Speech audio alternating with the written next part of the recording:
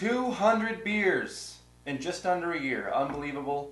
No party this time because nobody parties on Wednesday. But still, we're here to celebrate the 200th review of Whosisbrew today with a very special beer that I'm very excited to try, and it's Westmalle Tripel. Westmalle is a brewery that it's one of 7 in the world that can attach the Trappist name to its beer and its brewery. Trappist ale is really interesting. They've taken on this almost like mythical, majestic status among craft beer drinkers, and rightfully so because they're spectacular beers. But they've really become so synonymous with Belgian beer and Belgian brewing history. But in reality, Trappist ales are relatively young. Trappist ales proper, as we know them today, really didn't start emerging until the early 1900s, and some of the Trappist breweries didn't even start brewing until around the mid-1800s. And that might seem like it's still like a pretty long time ago, but relative to the extensive history of Belgian brewing, Trappist ales are really still in their infancy, and some of the styles that we often associate with Trappist ales really didn't emerge in any meaningful fashion until the early 20th century. And that's the case with today's beer, Westmalle Tripel. It was first brewed in 1934, probably as a response to the emerging popularity, well, it had already emerged, but the booming popularity of Pilsners and golden lagers. And this beer was brewed, and it's pale and it's golden, but it's an ale and had the fruity characteristics of an ale, and it was at the time a radical departure from what was going on. And it eventually came to be called a triple, and it was just a runaway hit. And this beer in particular, Westmalle Tripel, is the archetype for its style. It's like Duvel, it's like Guinness, it's the triple of triples, it's what every triple aspires to be, and it's a very special beer, and I can't wait to try it. Welcome to Intermission.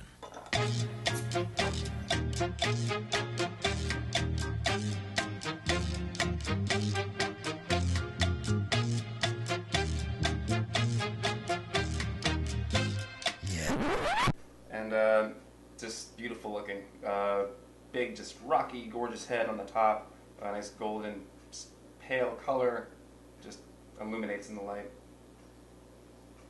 And it smells, it's like perfume. It's just everything you can imagine. Very fruity, wonderfully complex, wonderfully yeasty and estery, spicy phenolic scents, and just pepper, pineapple, little bubble gum here and there, just good pale malt sweetness, just so much going on with this beer. It's just unbelievably fruity, and you just can't wait to try it.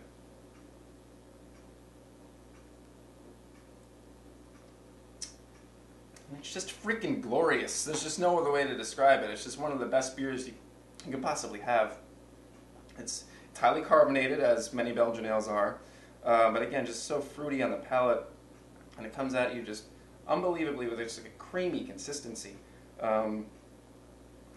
Banana, again, very spicy, very peppery.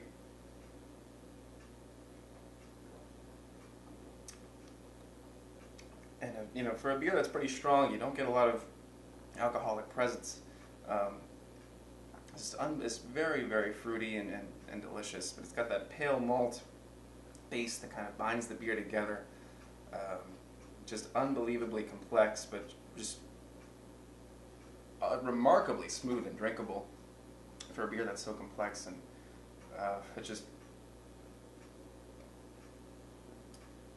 at the rate this is going, I'm going to finish this before the review's over. It goes down unbelievably smooth.